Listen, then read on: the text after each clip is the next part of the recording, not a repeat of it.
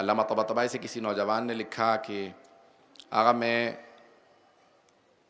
پڑھتا ہوں یونیورسٹی میں، جتنی کوشش کرتا ہوں گناہوں پہ قابو نہیں پا پاتا، مجھے کوئی ایسا عمل بتائیں، میں نماز بھی پڑھتا ہوں، کہ میں بعمل بن جاؤں، میرے ایمان میں اضافہ ہو۔ تو انہوں نے کہا ہر رات سورہ حشر کی تلاوت کرنا، جو بھی پابندی سے ہر رات سورہ حشر کی تلاوت کرے گا تو یہ سورہ خود بخود اسے راہ راست پہ لے آئے گا، ایمان میں بھی اضافہ ہوگا، عقل بھی بڑھتی چلی جائے گی۔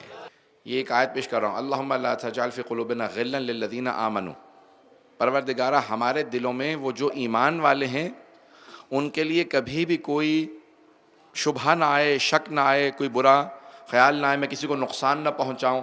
جب انسان دعا یہی پڑھے سورہ کے اندر بھی کہ میرے دل میں پروردگارہ کبھی اہل ایمان کے لیے کوئی بری بات نہ آئے، تو اللہ خود بخود اس کے ایمان میں بھی اضافہ کرتا رہے گا، اس کی عقل میں فہم و فراست میں بھی اضافہ کرتا رہے گا۔ سب سے جو مؤثر ذکر ہے قرآن کے بعد وہ ہے صلوات۔ بعض اوقات بہت سے ایسے اذکار ہیں، تسبیحات ہیں جن کے عوارض ہوتے ہیں۔ عوارض سمجھتے ہیں جیسے دوا کھا لیتے ہیں، ایک بیماری ٹھیک ہوتی ہے، کوئی اور بیماری لگ جائے اس سے، سائیڈ ایفیکٹس بھی کہا جاتا ہے انگلش میں، جیسے آپ کہتے ہیں، عوارض عربی میں کہتے ہیں۔ اس کے بعض اوقات انسان بہت زیادہ ذکر کرنے سے بھی بعض اوقات نقصان ہوتے، لیکن تین چیزوں کے کوئی عوارض نہیں ہیں، کوئی سائیڈ ایفیکٹ نہیں ہے، جتنا کریں گے دنیا میں بھی فائدہ ہوگا، آخرت میں بھی فائدہ ہوگا۔ پہلا قرآن، دوسرا صلوات، تیسرا استغفار، ان کا کوئی بھی عوارض میں سے حصہ نہیں ہے، یہ سوائے فائدے کے اور کوئی نقصان نہیں پہنچاتے ہیں۔ قرآن پڑھتے ہیں تو حسنات لکھے جاتے ہیں، نیکیاں لکھی جاتی ہیں، ثواب لکھا جاتا ہے۔ استغفار پڑھتے ہیں تو گناہ دھلتے جاتے ہیں۔ صلوات پڑھتے ہیں تو دونوں چیزیں ہوتی ہیں، گناہ بھی دھلتے ہیں، نیکیاں بھی لکھی جاتی ہیں۔ آپ لوگوں نے گھبرا کے سنا اس جملے کو، کسی حالت میں درود و صلوات رد نہیں ہے، کسی حالت میں بھی کوئی گنہگار بھی پڑھتا ہے تو رد نہیں ہوتی، کیونکہ یہ وہ عبادت ہے جس میں خود خالق شریک ہے۔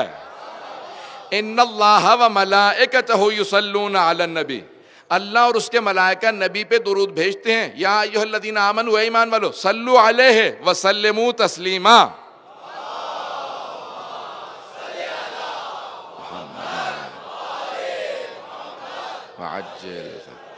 تو علماء کہتے ہیں چاہے گنہگار بھی صلوات پڑھے گا تو قبول ہوگی، کیونکہ اللہ اور ملائکہ اس میں شریک ہیں۔